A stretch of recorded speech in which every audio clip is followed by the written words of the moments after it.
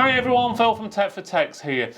Are you fed up looking for a case? You just can't find the right one because, well, they all look the same. They've all either got 2 or 3 RGB fans down the front, or it's got a mesh front with lots of airflow. Well, this is where this case comes in. It's a little bit different. It's from AeroCool. It's called the Mirage ARGB MIDI Tower. And basically what it does differently is you have what's called an infinity mirror effect down the front. So this strip, what you can see here, sort of looks like it's going on forever into the case. And they use sort of like a smoke and mirrors technique to make it look like that. There's also a fan on the back which has also got the same effect as well. And what's even better is the price for this is £66.99, and it's even got a tempered glass window on the side which is on a hinge, so you can open and close it when you need to.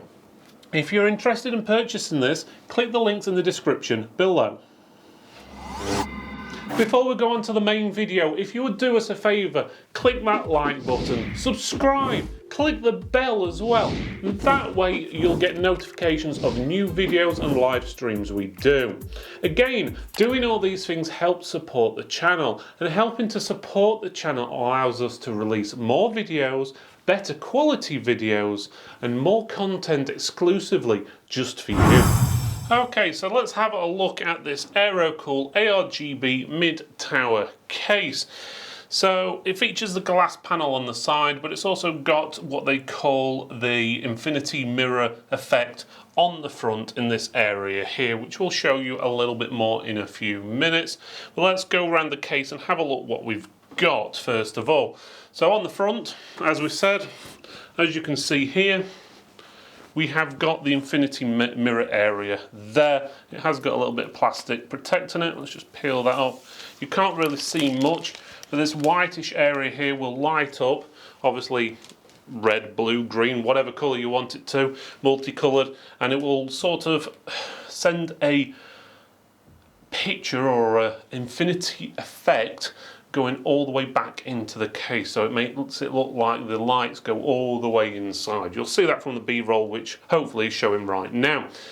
One thing I've noticed straight away in the front, there isn't much front ventilation. Yes, there is a little bit there, a little bit there, and then on the side here, but there's not a lot. I would have liked to see probably this corner here have intakes for air, so it'll be very interesting to see what the airflow is going to be like in this case. Now moving round to the side, you do have a glass window here. Let's just pull that off the glass. There we go. Now what makes this glass side interesting is you've got sort of like a little area here where you can pull and it will swing out. So it's actually like a door. So you can just swing it out, work on the inside and close it again, which is pretty good. Because it's on hinges, you can actually lift it off if you wish, which is good as well. Now the biggest catch with this, from what I can see, is when you can actually get it back on, there we go, is there's no catch to stop someone opening it up. So let's just say you've got this machine in a vulnerable place, you've got a decent graphics card in it, someone could easily get in there and within seconds take the graphics card out. Or if you've got a kid or child or whatever in your house what likes messing around, all they've got to do is that, and they can put their hands straight inside your computer. I would have liked to see some form of catch or something, or even a screw in the back to force it, to stop it opening like that if you didn't want it to. It's a nice feature, don't get me wrong, and it does have plastic on the inside as well, but it would be nice to have some sort of ability to stop it opening and closing if you didn't want it to, for, well, health and safety reasons if nothing else, because the last thing you want is kids putting their hands in fans and stuff like that. But otherwise it's quite nice. It closes pretty easy. It does have some dampeners there to stop it rattling and to stop it slamming. The glass isn't the thickest. I'm guessing it's about probably about 3 millimeters, maybe a little bit less, but I'll double check the specs in a few seconds. That's the side, okay, so it's pretty straightforward. The back, you do have a fan there. It looks like a 12 centimeter ARGB fan, which does connect up to the controller on the inside using one cable, so it's going to be using their own type of ARGB cabling, which also sends the fan speed or adjusts the fan speeds and so forth with the controller, so it's all powered through one cable, which is nice, but it does make it a little bit fiddly when you have got obviously specific cables for ARGB and so forth. But we'll have a closer look at the actual controller in a few minutes. Otherwise, you've got 7 bays for putting your obviously graphics cards, whatever else you want in there. You've got an I/O slot there as well for putting the back of your motherboard in, and obviously you'd put your I/O shield there. Your obviously power supply goes in this section here. There is a little, not like it'll all come undone, I'll get a screwdriver on it in a bit, but basically a slider there which allows you to be able to access and lock these bits in a little bit better with ease. Otherwise, the back panel is just plain, nothing to see really. On the top, you do have your power button, you have a reset button, you have 2 LED lights for power and hard drive load. You've got traditional microphone headphone socket, you've got a standard USB and a USB, or should I say 2 USB 3.0s, and one little switch here on the front plastic. That's for changing the RGB lighting effects in the case. So obviously you can change it between red, blue, green, multicoloured, rainbowed, wave mode and all this, that and the other. But it gives you a rough idea. So also on the top you do have a magnetic strip which pulls off. There you go. And obviously you can put radiators or fans up there depending on what you like. I'll go through what it supports in a few minutes. And on the bottom you do have a dust filter as well for the power supply area. It is one what clips in, unfortunately, so it does mean if you want to do anything with, like, clean this out, you've pretty much got to turn your case upside down or on its side to get it clean, which can be a bit annoying. I prefer the ones that are on plastic trays what pull out. Feet on the bottom, they do have sort of a, I don't think it's rubber, it's more of a cloth feel to it, so, or a foam. So that obviously will stop vibrations and stuff like that on your table, which is always good. And it is quite high off the floor if you did put it down. So there is a big gap there to allow air in. Just bear in mind, if you do put these on the floor, if you've got a really, really thick carpet, it can block up the power supply vent on the bottom, and so it can't suck any fresh air in to the power supply. Otherwise, that's pretty much it for the outside of the case. Let's take a look inside. Okay, let's go through the specifications before we look at the inside. So basics is the steel is 0.5 mm thick. It supports ATX, micro ATX and mini ITX boards. The case dimensions internally is 210 mm by 465 by 360. That's width, height and depth.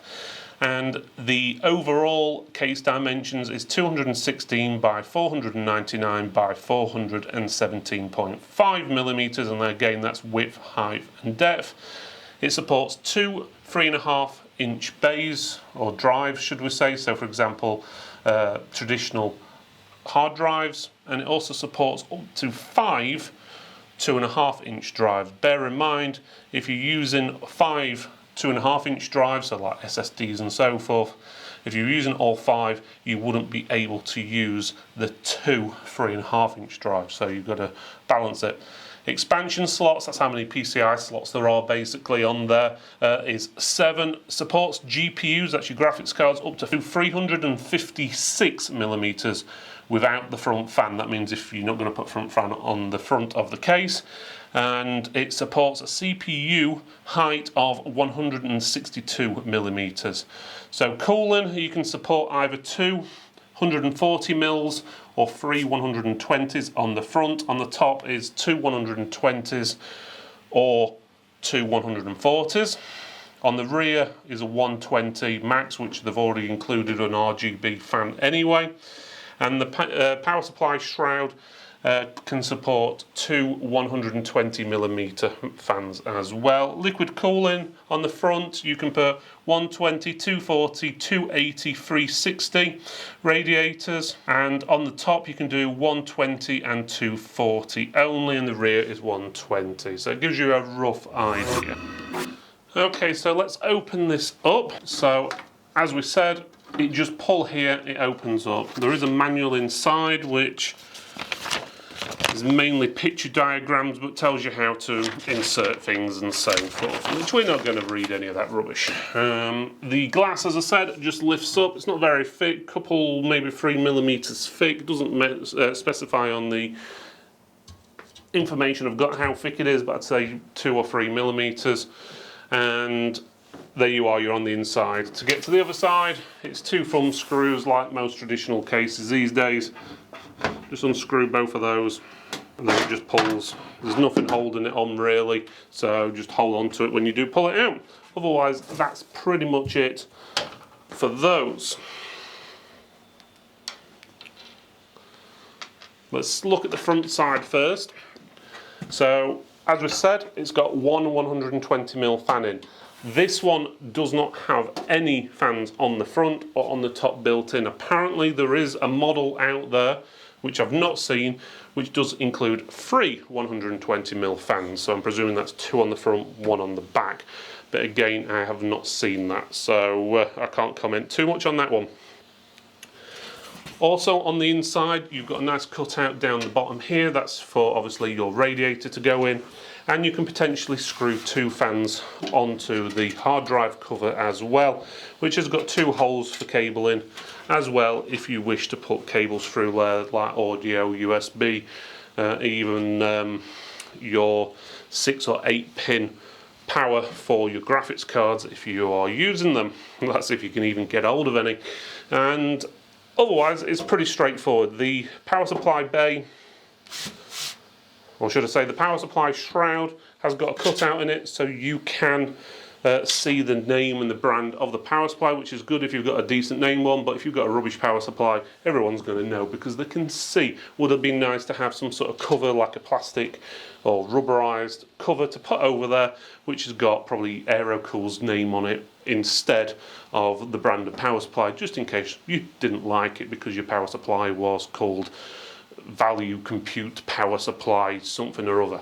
Okay, so otherwise the inside you do have plenty of cutouts on the board to put cable in through and stuff like that. There's nothing too bad there. Also at the top of the case as well to put more power cables through, or cables for your water cooler and stuff like that. One thing I have noticed, because the cables are tucked in the bottom, just to show you where they feed from, because they're feeding from the top panel. So they do sort of hang down here. You could I suppose, feed them all through the back, that hole there, and hide them, but you are going to see some of them there. So they are going to be visible to some degree, depending on how you cable manage everything. Now the cables. You've got your USB 3. Pretty standard, okay, plugs in, it's a black cable, good. You've got your power, reset, hard drive LEDs and machine LEDs connections there. And something I hate the most, and I'm going to rant about it just like I do with every case and review where they do this, is they've got sachet packet coloured cables on the end of the audio and USB 2 cable. You spend so much money developing these cases and so forth, and then you ruin them by putting multicoloured cables on the end of connectors. You need to cover that up. You can boot them. You can get black cables. I know you can. I've done it myself. You can even paint it or whatever. You need to do something to cover these up. I know you can because I've seen it in cheap cases. I've seen it in expensive cases, and then we'll get a top-end case which has got, well, multicoloured things like that. You may ask, what's the problem with that? If you've got a nice case, you've got a motherboard in there, let's just say it's black or white or whatever colour it is, and you've got everything colour coded, and then you've got these cables stretching across your motherboard looking like rainbows. It doesn't work. Make them black, please. And as you continue to do this, we will mark you down no matter what your manufacturer name is, whether it's AeroCool, Thermaltate, Cooler Master, whoever will mark you down points, which will give you a lower score because of these cables. Otherwise, the cable in is black all the way along, which sort of defeats the object because the only bit you're going to see is that bit. On the back of the case, all the cable in is black, as it should be. You've got your controller board here, which takes 6-pin ARGB connectors, which generally only come on a few different products. So most ARG products come with a 3-pin connector, which this does support. So you can fit 2 there, or 2 of the other type on the side as well. But again, it's really up to you how you want to connect it up. But general rule is, I'm not a fan of these combined connectors. I'd rather have 2 cables, one for the fan, one for the LED lighting, and have all the connectors on there to do it. I know why they do it. They make it simpler, make it look nicer, and then it means you've got to go out and buy their case fans if you want to add any more to it. But it does give you ability to add 2 on there, but it would have been nice to make most of these all the same. I do prefer the 3-pin ARGB headers.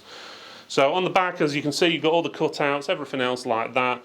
There is some cable ties, if I can get to them, and I'm guessing the screws in here as well.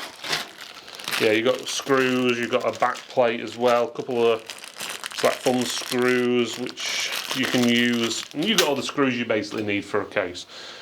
At the bottom, this area here is where you can put your hard drive. If you just squeeze here, you can pull the tray out, put your hard drive in, and well, guess what? Push it back in, if you can do it, and it goes in there. So it's as simple as that. But you can also fit a second hard drive in there as well if you wanted. You can also screw on the back here a 2.5-inch drive here. So basically you just take this plate out by undoing that screw your SSD on there, and then screw it back into there. And then you've got your SSD hidden on the back of the case. And it's also got holes down the side here. And you've also got hole cutouts down the side here where you can also put another 2 SSDs. You'd have to screw them in from the back side and so forth. And you can also put SSD in this bay as well as another hard drive on top of that bay if you wanted. You may have to take it out of the case to fit that one though, but you can do that by undoing the screws what are on the bottom here to take that bay completely out. Or you might decide you don't want that bay at all. You can take it completely out if you wish. But otherwise, that's pretty much it. There's no like protection or anything like rubberized parts around any of the holes, so your cables will just slide through, but they're quite smooth, so you shouldn't have any problems with snagging.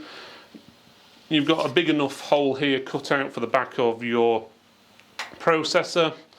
On the back, you've got plenty of room for cabling, so you shouldn't have any problems routing your power supply cables or anything like that. There's plenty of room there, so unless you're really messy when you're doing your cabling, you shouldn't have a problem. But otherwise, that's what the internals of the case look like.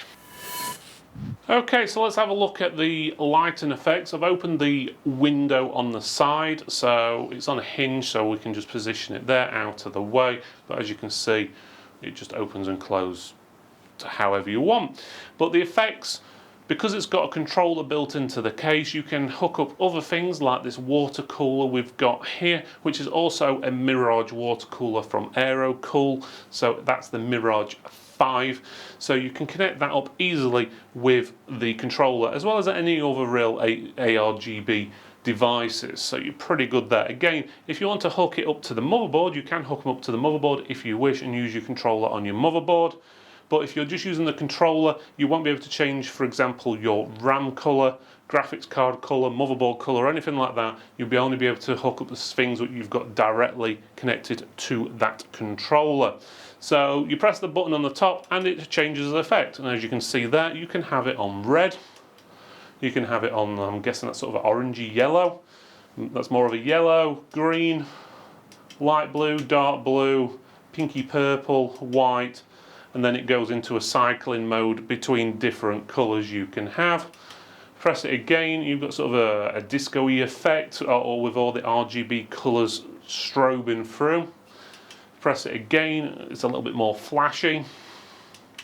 And again, there's quite a few different options where it changes colours on that sort of a strobing or fading or wave effect, however they want to call it. You do have some which are really flashy, which is probably not good if you're epileptic. And then you've also got some where it sort of builds up the colours over time and changes them and stuff like that. So there's quite a few different ones, lots of different fancy names for them, but the basics is there's lots of different colour options on there depending on what you want to do. So you can, and then you end up going back to the original one. But again, you do have more options if you wished to control the lights through your motherboard. If you do have an ARGB header on your motherboard, and then you can sync it with your graphics card, motherboard and RAM, or any other RGB devices you have which you cannot connect up to the controller. Okay, in this next test it's really sophisticated. Well, in basics we make fire and that produces smoke, and we're going to see if the airflow of the machine manages to suck in through the front any of this smoke. So we're going to try at the top first of all, and the basics is it's sucking a little bit in but not a huge amount. So let's try nearer the bottom. No, most of the airflow seems to be getting sucked round to the side. So let's have a look at this side. There we go. So let's just see if that smoke's getting sucked in the vents on the side. A bit of it's getting sucked in the vents at the side. The reason being that there's not a lot of airflow there is because there is no fans pre-built into the case on the front, or not at least this one. I think they do one which does come with some extra fans on the front, which is obviously up to you if you obviously buy those. But out of the box, or at least this model, does not come with any fans on the front, so it doesn't really suck a lot of the air in, which I would really recommend you get the model which does have the fans on the front, or you purchase some. Otherwise, if you've got especially a high powered machine, like for example this is an i7 processor in here with a GeForce 3070, they can get very hot, and without those extra fans it's not going to perform very well. But adding extra fans on will give it some better airflow, but again the only real places it's going to be able to suck air in is at the bottom here, the top here, and a little vent down the side there. There is not a lot of place for it to suck air in, because it's quite confined, not a lot. If you do have 3 big fans there, you're going to find they're going to be quite noisy because they're having to suck a lot of air through little vents. Okay, the front of the case does pull off. You have to get your hand under the bottom and pull. There's like a little hole you pull, like most cases, and then the front will just pull off. I can't take it off completely because the cabling, obviously for the LED lights on the front, has to go through here and keeps it attached. But as you can see, there's not much in the way of ventilation or holes on the inside. It's just a little bit there, a little bit there, and a little bit there. There's no dust filters or anything like that in there either, but you do have room for fitting either a big radiator or fans in the front of the case there if you wish. But bear in mind there isn't much of an airflow, so if you're wanting the highest airflow case possible, this may not be it. But then again, the way this is priced, I would probably say it's probably going to be efficient enough depending on the obviously specifications of the machine you're going to be putting inside. So if you're putting something like a i5 or Ryzen 5 in there, one of the mid-range versions, and mid-range graphics card like a 3060 or a 3050, or the Ryzen or AMD equivalent in graphic cards and CPUs, then you're going to be fine. But if you're going to be putting a real top-end machine in here, i7 or a top-end Ryzen with a GeForce 3070 like this, 80 or even 90, it's going to get really hot. So I would suggest adding those extra fans in, but those extra fans aren't going to be able to suck a lot of air in because of where they're going to be placed. So there's obviously only ventilation on the front here and here. You'll get more air coming in from the top if you didn't have any fans up there, or air sucking in from the top, but really the top is usually used for pushing air out. Don't get me wrong, you can attach 2 fans to the power supply shroud at the bottom of the case. The only catch with that is it's just going to be recirculating air what's already inside the machine really, because it's not really sucking any more in, it's just moving around what's already in there. But again, it will help somewhat. So in conclusion, it's really hard to say where we stand on this case because in one sense it looks really nice. You've got that mirage effect, which is sort of a unique effect on the fan and on the front, and obviously you can get other Mirage products to go with it. You've got that nice glass door on the side, which you can open and close with ease. On the other side of the scale, you've got issues like the airflow. Don't get me wrong, adding fans to the front does improve this, but not by a lot. There's only really two little small areas, one at the top and the bottom of the front of the case, which allow you to suck in airs. The ones on the side are not the best either, to be honest, because the way they're positioned, the fans can't take the full advantage of sucking the air in. It would have been nice if they would have had some sort of pattern or mesh pattern down the part of the front of the case where there was no mirage effect on it. That would have been a lot better and allowed it to suck in a lot more air.